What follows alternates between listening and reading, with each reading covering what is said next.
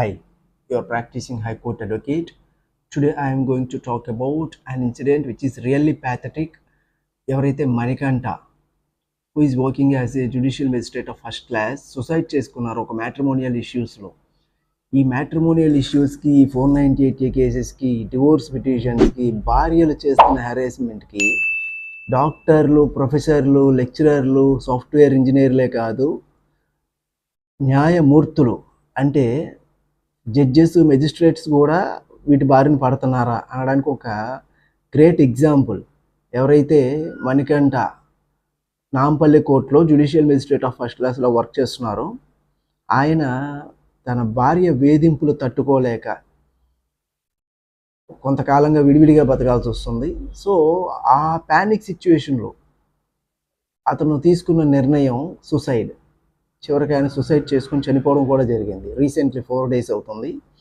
నేను మెనీ ఇంటర్వ్యూస్లో కొంతమంది రిపోర్టర్స్ కానీ యాంకర్స్ కానీ జర్నలిస్ట్ కానీ నన్ను అడుగుతున్నారు, why you are gender biased అని. ఆల్వేస్ ఏ వీడియోలో మాట్లాడుతున్నప్పుడు కూడా ఈ మ్యాట్రిమోనియల్ ఇష్యూస్లో ఈ డివోర్స్ కేసెస్లో మాట్లాడుతున్నప్పుడు ఈ 498A కేసెస్లో ఈ ఉమెన్ హెరాస్మెంట్ డొమెస్టిక్ వైలెన్స్ కేసెస్లో మీరు why you are always talking on the side of men అని ఎందుకు అడుగుతున్నారు.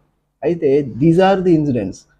Men are more emotional and more weaker than women. According to National Crime Records Bureau, 2020లో 118,000 మంది మెన్ సూసైడ్ చేసుకుంటే women మాత్రం 45,000 మాత్రమే suicide చేసుకున్నారు. సో బేసింగ్ ఆన్ దట్ మీరే ఆలోచించండి, ఎవరు వీకర్ సెక్షన్స్ ఎమోషనల్గా, ఎవరు స్ట్రాంగర్గా ఉన్నారు. Women has an outlet, emotional outlet ఉంది. ఏడుస్తారు, గొడవ చేస్తారు, కేసులు పెడతారు, అక్కడ వాళ్ళ ఎమోషన్ అనేది క్లియర్ అయిపోతుంది. But men don't have such outlets. చివరికి ఆలోచించి ఇలా కేసుల మీద వేసుకొని ఇలా సుసైడ్స్కి దారి తీస్తున్నాయి. సో మెన్కి నేను చెప్పాలనుకుంటుంది ఏంటంటే, ఒక్కసారి మీరు ఏదైనా ఒక ఫైనాన్షియల్ డిస్ప్యూట్లో ఈ మ్యాట్రిమోనియల్ డిస్ప్యూట్స్లోకి ఎంటర్ అయిన తర్వాత no need to go for suicide చేసుకోవాల్సినంత ఆవశ్యకత ఏం లేదు. You have many legal remedies. ఒక జడ్జి గారే ఇలా చేస్తే, లీగల్గా ఎంతోమందికి దారి చూపి ఎంతోమంది ప్రాబ్లమ్స్ సార్ట్అవుట్ చేసిన జడ్జి గారే ఇలా చేస్తే ఇంకా నా దగ్గర number of clients, most of the clients are educated and professionals, bureaucrats, doctors, engineers వీళ్ళే ఉన్నారు. ఎందుకంటే వాళ్ళు మెంటల్గా వీక్గా ఉంటారు. ఒక సొసైటీని, ఒక బిజినెస్ని మేనేజ్ చేయగలుగుతారు, కానీ ఒక వైఫ్ని, ఒక ఆడదాన్ని మేనేజ్ చేయలేరు. That is what the wrong side of the issue. So ఒక మ్యాట్రిమోనియల్ ఇష్యూస్లోకి మీరు వెళ్ళి ఇలాంటి బాధపడకూడదు అనుకుంటే మీరు ప్రీ మ్యారిటల్ కౌన్సిలింగ్స్కి వెళ్ళండి, ప్రీ నప్టియల్ అగ్రిమెంట్స్కి వెళ్ళండి. బిఫోర్ మ్యారేజ్ మీకు ఆ పర్సన్ సూటబులా కాదా అని చెప్పి ఫస్ట్ మీరు మాట్లాడి డిసైడ్ చేసుకోండి.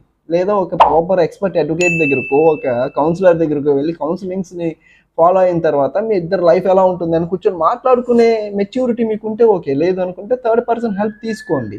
ఇన్ కేస్ ఆఫ్టర్ మ్యారేజ్ ఇలాంటి ప్రాబ్లమ్స్ వస్తే SIT together and sort out the issue.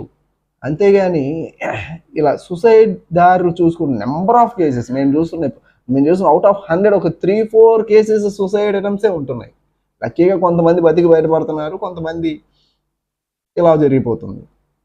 So ఇలాంటి వాటి నుంచి బయటపడాలి అంటే మనకు చాలా సుప్రీంకోర్టు నేను చేస్తున్నాను 1200-1300 వీడియోస్లో ప్రతి వీడియోలో చెప్తూనే ఉన్నాను. సుప్రీంకోర్టు గైడ్ లైన్స్ ఏంటి, మగవారికి ఉన్న వెసులుబాట్లు ఏంటి, what are the legal remedies which you can avail your self.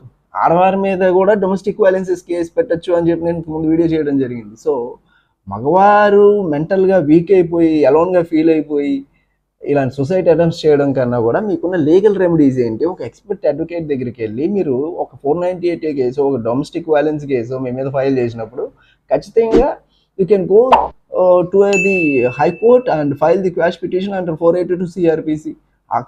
In కేసులో బలం లేకపోతే in the evidence of the case are weaker, then definitely కేసు అక్కడే ఆ ఫేర్ స్టేజ్లోనే కొట్టివేయబడుతుంది, క్వాష్ అయిపోతుంది.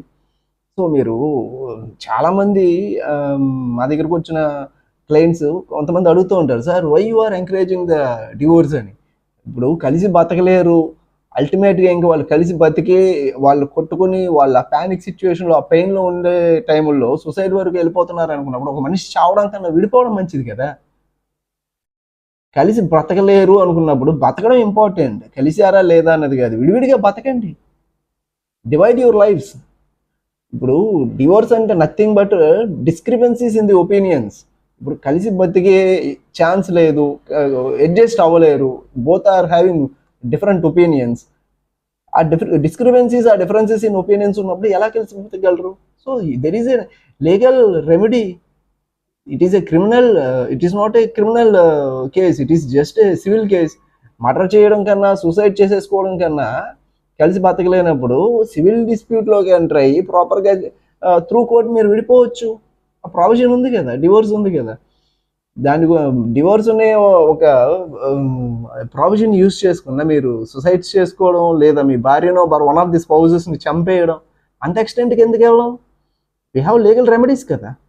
సో చాలా కేసెస్లో 498A కేసు పెట్టినప్పుడు కానీ, డివోర్స్ పిటిషన్స్ ఫైల్ చేసినప్పుడు కానీ, one of the spouse are like domestic violence cases file చేసినప్పుడు కానీ, వైఫ్ హస్బెండ్ మీద చేయొచ్చు, హస్బెండ్ కూడా వైఫ్ మీద చేయొచ్చు. డొమెస్టిక్ వైలెన్స్ కేసు సెక్షన్ 2Qని అమెండ్ చేయడం జరిగింది సుప్రీంకోర్టు గైడ్లైన్స్. నేను ఇంతకుముందు ఒక వీడియోలో చేశాను. భార్యే భర్త మీద కేసు పెట్టాలని ఎక్కడా లేదు, భర్త కూడా ముందు వెళ్ళి కేసు పెట్టచ్చు భార్య మీద. సో ఇలాంటి రెమెడీస్ ఉన్నప్పుడు ఒక 41A CRPC నోటీస్ తీసుకోవచ్చు మీద 498A కేసు ఫైల్ చేసినప్పుడు. హర్నేష్ కుమార్ వేసే స్టేట్ ఆఫ్ బిహార్ జడ్జిమెంట్ ఉంది. సో ఇన్ని లీగల్ రెమెడీస్ ఉన్నప్పుడు, ఇన్ని వెసులుబాట్లు ఉన్నప్పుడు మగవారు ఎందుకు సూసైడ్ చేసుకోవాలి? సూసైడ్ చేసుకోవాల్సిన పరిస్థితులు ఎందుకు క్రియేట్ అవుతున్నాయి? ఫస్ట్ ఒంటరిగా ఫీల్ అవ్వడం మానేయండి. ఆ పెయిన్లో ఎమోషనల్ పెయిన్ తీసుకోవడం మానేయండి. మీ ఫ్రెండ్తోనో మీ ఫ్యామిలీతోనో ఫస్ట్ షేర్ చేసుకోండి. ఒక అడ్వకేట్ దగ్గరికి వెళ్ళండి, మీకు లీగల్ రెమెడీస్ ఏమున్నాయి అనేది డిస్కస్ చేయండి. Definitely an advocate will help you throughout the problem. They will sort out. So kindly my request is, divorce తీసుకోండి అని ఎంకరేజ్ చేస్తున్నాం అంటే కలిసి బతకలేరు, అక్కడ ఏదో ఇంకొక ఎక్స్టెంట్కి వెళ్తారు, ఇంకొక రాంగ్ థింగ్ జరుగుతుంది అనుకున్నప్పుడు మాత్రమే we encourage for divorce. We are not against the society, we are not against the marriage. Marriage అనే ఒక పవిత్రమైన బంధాన్ని నిలబెట్టుకోలేరు, ఆ బంధంలో నుంచి చావు వరకు వెళ్ళిపోతున్నారు, చంపుకోవడం వరకు వెళ్ళిపోతున్నారు అనుకున్నప్పుడు there is an every alternate for every problem. That is what a divorce. Mutual concern డివోర్స్కి వెళ్ళిపోండి. ఎందుకు సూసైడ్ చేసుకోవాలి? ఎందుకు చనిపోవాలి? ఎందుకు మీ భార్యను కానీ భర్తను కానీ చంపేయాలి? So keep it in your mind. What are the any kind of matrimonial issue which you are having, kindly contact us. You can take appointments, you can take consultants. Thank you. Your practicing high court advocate is signing off.